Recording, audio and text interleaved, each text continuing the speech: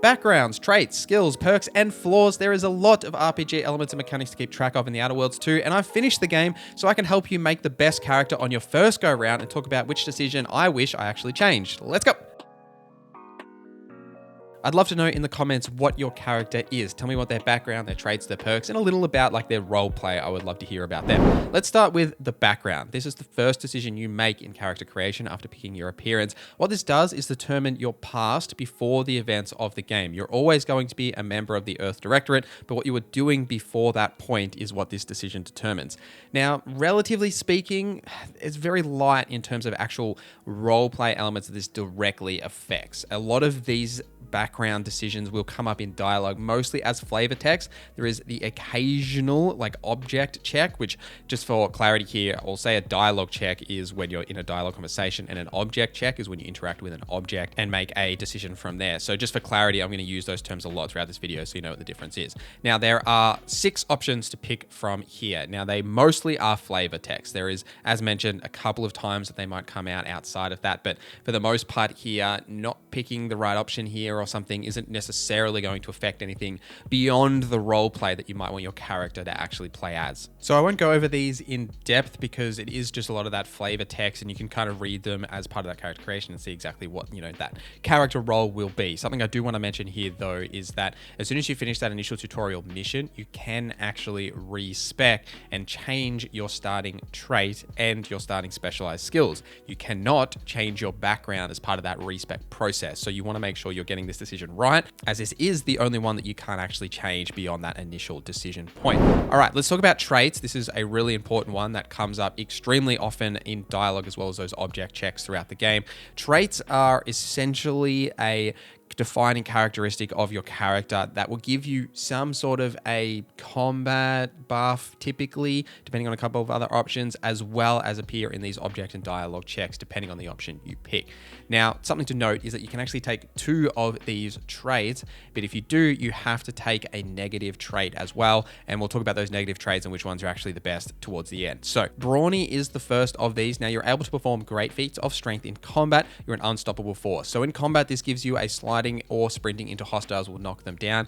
Not typically that useful realistically, but it does actually appear a little bit in dialogue as well as very often in object checks. There is a lot of jammed doors throughout the game. Now, you'll either need the Brawny trait or engineering in order to unlock those doors. Those doors are actually pretty common, like not as common as say a lockpick door, but you will see a lot of them. So if you're not planning to invest in say the engineering skill, taking Brawny is really beneficial for that, so you can get through all those doors.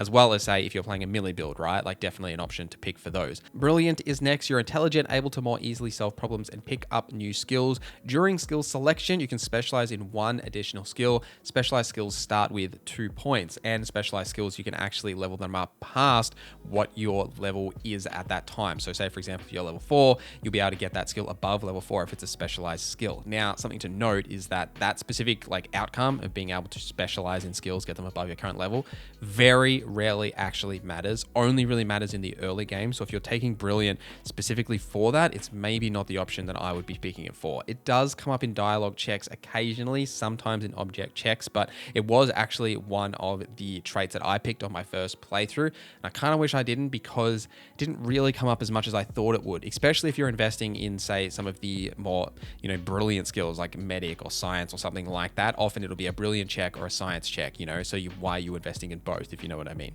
For the heroic trait, others tend to naturally follow and look up to you, and this gives you a minus 20% companion ability charge time.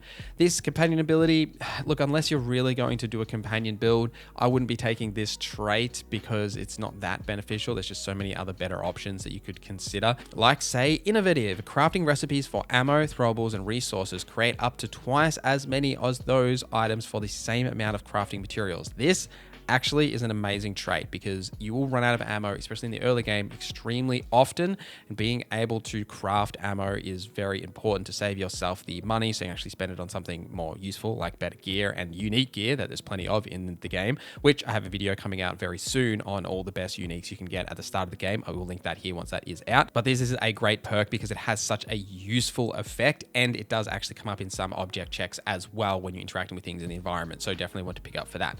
Lucky is the other trait I took on my main playthrough. You're lucky, things tend to go your way. You get a plus 5% critical chance, not really worth anything. Like, that is such a low amount because you can get more than that, not just from equipping certain gear, but certain opportunities are just accessible to you.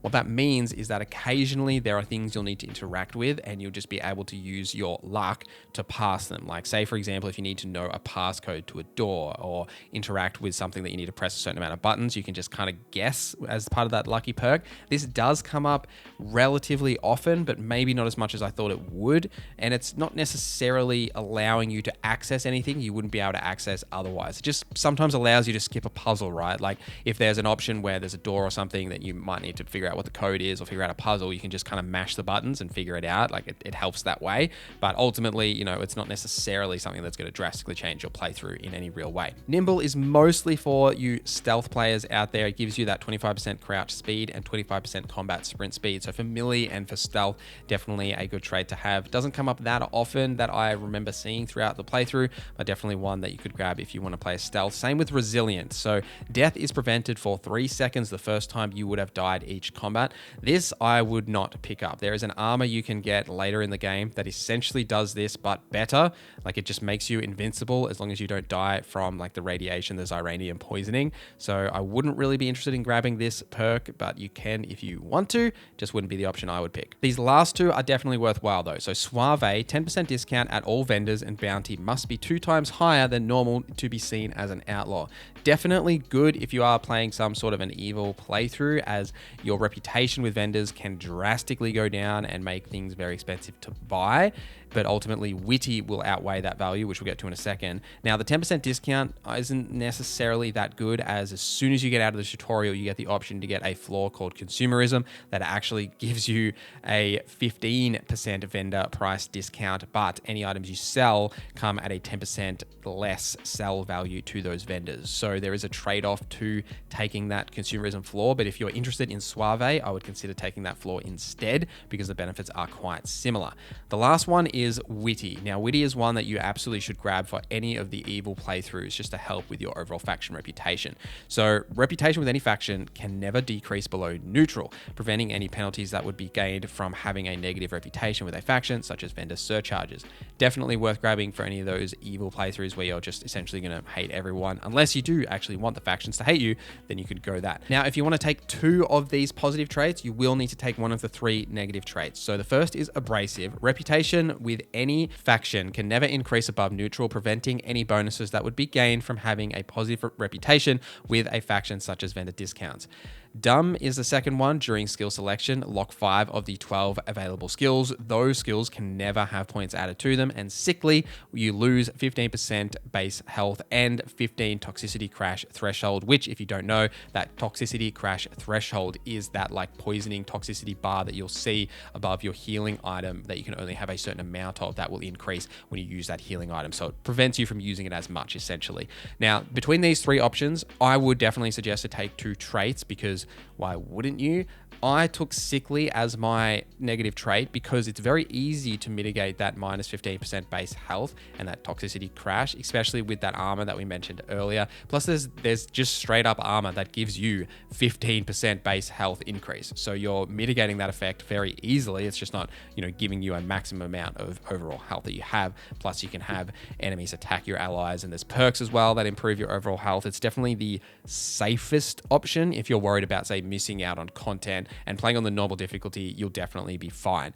Dumb is one I would avoid, because during skill selection, lock 5 of the 12 available skills, meaning you just can never level them up, right? And if there's a perk that you want, especially a couple of perks we're going to get into in a little bit, where you only need to put 1 skill point into that skill to unlock a certain perk that's hugely beneficial. If you've locked that skill, you can just never get that perk and, never get those skills, right? So it allows that bit of flexibility that I wouldn't really grab dumb. Abrasive, you could definitely grab, especially if you're doing some sort of an evil playthrough, and combining it with witty just means that you'll always stay in neutral for factions, regardless of whether you're being positive or negative, which is an interesting combination you could do as well. But to recap here, definitely pick a trait based on the playstyle you're looking for. But in terms of the negative traits, I would be looking at sickly, then maybe abrasive, and then dumb as a last resort. Let's move on to skills. Now, skills are your primary progression method and used for basically every action that you take. The maximum level for skills, by the way, play is 20 and your maximum player level is 30. Each time you level up, you'll gain 2 skill points unless affected by certain flaws. So you can get multiple skills to max level with some careful planning. The skills you have also define what perks are available to you, which we will cover very shortly. Now, they're quite important to level the right skills for those perks, but also just, deciding on your overall build as they come up very regularly in object and dialogue checks, and just overall your effectiveness in combat for, say, something like guns or melee. So let's go through these quite quickly. Engineering, mechanical systems with a difficulty at or below your skill level can be fixed and you gain a +1 damage resistance. Now, engineering, as I mentioned earlier, those jammed doors that you see, if you're going to run the brawny trait, wouldn't really invest in engineering because you mitigate that, like there's an overlap there. But engineering does come up quite a lot outside of that. There are a lot of mechanical systems that you'll interact with. So having that skill high is definitely beneficial. Plus, also there are perks related to crafting in the engineering line as well. So if you're interested in crafting or say going to use the innovative trait that we were talking about earlier, one to consider investing in. Explosives is one that I legitimately wish I invested in. So explosive allows you to disarm mines. It also buffs your explosive damage and it gives you a damage resistance against explosives, but it is an absolutely overpowered combat skill because there are a lot of explosive weapons in the game. One of the best weapons in the game is called Agatha, which is an explosive weapon, and there is a bunch of gear that just gives you health when you deal explosive damage. So you can just basically become an unkillable explosive machine. And it does actually come up sometimes in dialogue and in object checks as well, as for some reason there are explosives everywhere in this game. So one that I would definitely consider investing in, and one that I personally wish I did invest in. Guns is next. This is simply mostly a combat skill and increases your range damage as well as your armor penetration. This does come up sometimes in dialogue, very, very, very rarely in object checks, but mostly as flavor text options when it comes up in dialogue, right? It's basically like in dialogue, you typically would have like a good option and like a bad sort of like tough guy option. It's kind of like tough guy altered option that you can pick. It's never really necessarily going to give you access to something that you couldn't otherwise. It's mostly just that combat skill. And my decision here for you would be to either invest in guns or melee, definitely not both. Hack is one of the core skills that is much similar to lockpick in that you'll come across computers all the time that can be hacked. Now, this also will give you additional damage to auto mechanics, which are everywhere throughout the game, so a little bit of extra benefit there. Hacking itself does come up occasionally in dialogue. Definitely, there are a lot of things that you can hack here, like say bounty terminals, even the vending machines. You can actually hack them if you get the skill high enough and the perks for it, as well as disabling those auto mechs and then just general computer stuff. So this is a quite useful skill that I would definitely recommend to invest in. Though if you don't, it's not the end of the world. I actually chose not to invest in hack on my main playthrough and solely invest in lockpick, and I didn't feel like I missed out on anything, but it's often a lockpick or hack choice in some regards in terms of getting access to things, so having one or the other is definitely worthwhile. Leadership is an interesting one. So leadership's main role is in combat to improve your companion's damage and their overall health. However, it does actually come up in dialogue checks a little bit, typically as an either or with speech. So it's one that I would consider not investing in both speech and leadership, even though they kind of seem to go hand in hand. It's a little bit odd that they often come up together, or even in some conversations I've had, there will be a specific speech option and a specific leadership option. So it's one you could definitely invest in either or both, which I am doing on one playthrough. I'm testing out and leveling up both, but it's an interesting one to consider an either or approach. Lockpick is next. I don't really think I need to tell you what lockpicking does. It's pretty obvious. And also what this does is give you evasion chance, which is nothing to sneeze at, so you just avoid damage. There is going to be a ton of things to lockpick in this game, like doors, chests, etc. Definitely one to invest in, and at least 1 point for a specific perk, which I'll talk about in a little bit, but it is worthwhile investing in this or hack or both, because lockpicking is just fantastic in every video game ever. Melee is next. Now, not much to say on melee as well. It's basically guns, except, melee, obviously, and I would only invest in this if you're not investing in guns. It's really up to you as to the overall combat build that you want to run. Medical was one I invested in my main playthrough. Now, the reason I invested in it is because I picked sickly, right? So I had that lower base health as well as lower toxicity crash threshold, and this gives you toxicity crash threshold, so it alleviates that problem, plus extra damage to creatures. Now, I thought that this would be worthwhile because, it would help me heal myself as well as come up occasionally, and it does come up occasionally. Sometimes you'll have object checks where you might be able to pass that object check and get, say, a trauma kit or something, which allows you to give you a free revive in combat. Ultimately, though, it actually didn't come up as much as I thought it would, and I kind of regret the points I invested in it. just like I did with observation. I was really shocked how useless observation was. So what this is it is a skill that hidden objects with difficulty at or below your skill level can be found. This just gives you a little UI pop up, and if you go and hover over a certain object, it'll then be highlighted for you. 80% of the time, this is simply just highlighting a mine on the ground that you already saw, which is like, okay, cool, I guess. But the second half of the time, it does bring up, locked doors or something like that. But for the most part, you can already see them because they're just obvious, right? Like in some instances, it's like a hidden door where there's like a button next to it. It's just like, oh, you need to activate that button, the door opens. You can kind of figure it out on your own. Also, there is a companion that comes with the observation skill. So not much point in investing in this yourself if you're going to run that companion anyway. Observation does have its benefits, specifically for weak spot damage, because hitting weak spots is kind of like a critical hit, so it gives you additional damage when you hit that spot. Definitely worthwhile for that. Overall though, I didn't find it as valuable as I thought it was when I read this skill and made it one of my specialized on my main playthrough. Science is a skill that's focused on your gadgets, like the time dilation, but there are multiple gadgets in this game as well. Plus, it also affects your non-physical damage types as well, and the amount of damage that those attacks actually do. This will come up occasionally in dialogue and object checks, one that I would consider picking up for, say, a science-focused build or some sort of a brilliant build like we discussed if you wanted to. Does have its benefits in that way. Sneak is pretty obvious as to what sneak is. It makes you harder to detect, it gives you additional sneak damage, and it makes enemies harder to see you in terms of that detection radius. Almost no object or dialogue checks across the game did I ever actually see this come up. Probably wouldn't invest in this unless you're doing a full stealth build. Otherwise, it's just kind of wasted skill points, as even the perks aren't really valuable. Speech is just like leadership, but speech does occur very often in dialogue checks, almost never in object checks.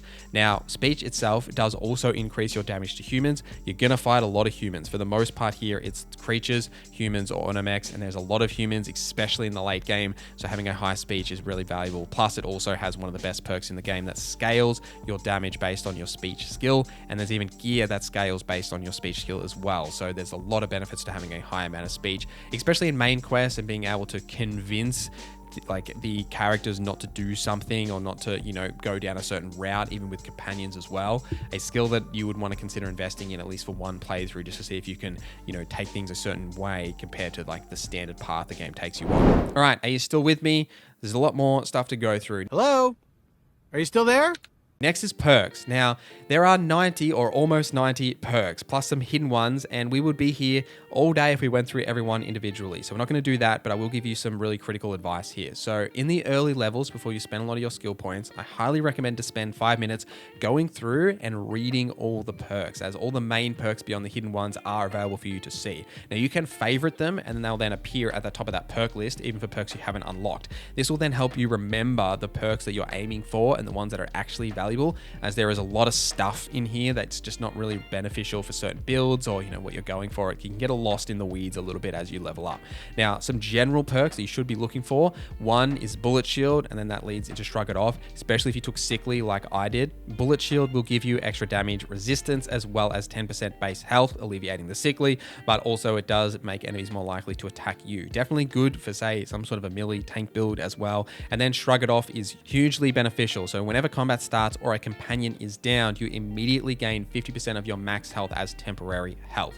This completely alleviated my sickly trait even more, and I just became basically unkillable for the most part on the normal difficulty. So, if you are going that route, even some sort of a tank route, definitely beneficial. Now, a couple of other really solid options. Firstly, is you want to put one skill into lockpick and then get the pickpocket skill. What pickpocketing allows you to do is, you might have guessed, pickpocket anyone. Now, the benefits here is that there's no difficulty level to pickpocketing once you have unlocked this perk. So as long as you are undetected, you can pickpocket anyone. And there are a lot of named NPCs that hold keys to unique chests that they have. There's a couple of really good examples of this throughout the game where you can steal someone's key, go and loot their unique gear, get a ton of bits from their chest, etc. As well as just generally, if you need to get something off someone through certain quest lines, you can just nick it from them very easy for the simple investment of one lockpick skill and then this one perk. Space Ranger is a absolutely must-have grab perk for any speech builds because it just gives you a flat damage increase based on your speech skill. Just an amazing perk for overall damage output, and definitely worthwhile investing in, even if you're not spending a ton of points into speech. If you want to unlock another weapon slot, grabbing Commando is definitely worthwhile. So for either 1 melee or 1 gun skill, you'll then be able to unlock the commando perk, which just gives you an extra weapon equipment slot. Having multiple weapons equipped is quite valuable, so you can switch between them. Say auto mechs, you know, they are a bit more resistant to say plasma damage compared to humans, so you might want to have multiple weapons with multiple different damage types equipped, so you can then be able to switch between them easy. And even though I said earlier that observation sucks, and it does, investing 1 skill point into observation specifically to get treasure hunter will absolutely help all of your crafting journey. So searching through containers can occasionally reward you with bonus bits or crafting materials. This happens all the time from when you get this perk. You'll just get a ton more crafting materials. You'll be able to create so much more ammo, throwables, etc., whatever you're trying to create, plus the extra bits is nothing to sneeze at either. And all it costs you is 1 skill point and 1 perk. Really beneficial to grab early in the game. Flaws will appear throughout the game as well, and they offer you something good at the trade-off of something bad. Now, I would highly recommend to read these properly before accepting any of them, as some of them will drastically change the way your game plays, maybe for the good or maybe the bad, depending on your overall play style. I do recommend taking some of the lighter perks though, like say for example, consumerism will be offered to you at the start of every game. As we touched on earlier in the video, this lowers the vendor price of purchasing items, but it also lowers how much you can sell to those vendors as well. And it does actually come up occasionally in dialogue as well, because this is a flaw that basically anyone can grab from the start of the game, so it's fun in that regard as well. Remind me again how long those side effects from hibernation are supposed to last. Hibernation can result in fatigue, imbalance, memory loss, and, in extreme cases, death. Now, otherwise, in terms of what flaws to grab, it is kind of up to you. One flaw that I really liked that I took was foot in mouth syndrome. This gives you a limited amount of time to pick a dialogue option in conversation, but you just get a flat 15% experience gain for every type of experience. And because, you know, it just made me a bit more engaged in conversation, because I had to focus and pick an option much more quickly.